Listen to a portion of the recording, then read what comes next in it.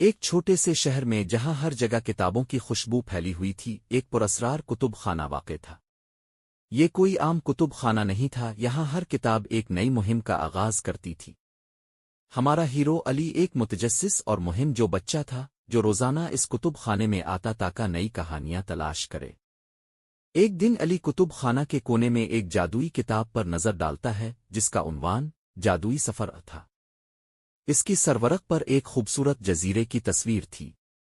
علی نے جیسے ہی کتاب کھولی، ایک روشن کرن نے اسے گھیر لیا اور وہ اچانک جزیرے کی دنیا میں پہنچ گیا۔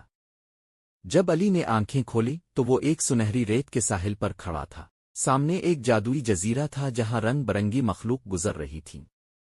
علی کی حیرت بڑھ گئی جب اس نے دیکھا کہ جزیرے کے مرکز میں ایک بڑا قلعہ موجود ہے۔ ساحل پر ایک خوش مزاج پرندہ الفاڑتا ہوا آیا۔ اس کا نام پپوو تھا۔ پپوو نے علی کا استقبال کیا اور بتایا کہ جزیرے کے لوگ ایک شیطانی جادوگر کے خوف میں مبتلا ہیں جو ان کے خوابوں کو چوری کر رہا ہے۔ علی نے فوراً مدد کرنے کا فیصلہ کیا۔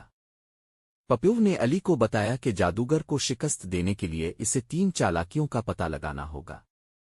پہلے علی کو جادوئی پھول کی تلاش کرنی تھی جو صرف چاند کی روشنی میں کھلتا ہے۔ دوسرے، اسے دل کے ساتھ ملنے والی ایک جادوئی چھڑی حاصل کرنی تھی، اور تیسرے، اسے خوابوں کے درخت سے خوابوں کا پانی حاصل کرنا تھا۔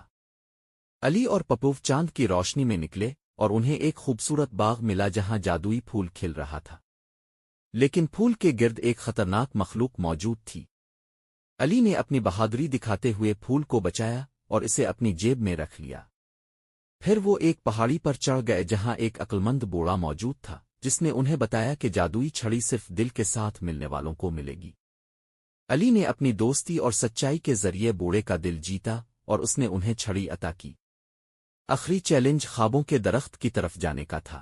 وہاں انہوں نے دیکھا کہ جادوگر خوابوں کا پانی چوری کر رہا ہے۔ علی نے اپنی بہادری کا مظاہرہ کرتے ہوئے جادوگر سے مقابلہ کیا اور خوابوں کا پانی واپس حاصل کیا۔ علی اور پپوو نے مل کر جادوگر کو شکست دی اور جزیرے کے لوگوں کو آزاد کیا۔ جزیرے کے لوگ خوش ہوئے اور علی کی بہادری کی تعریف کی۔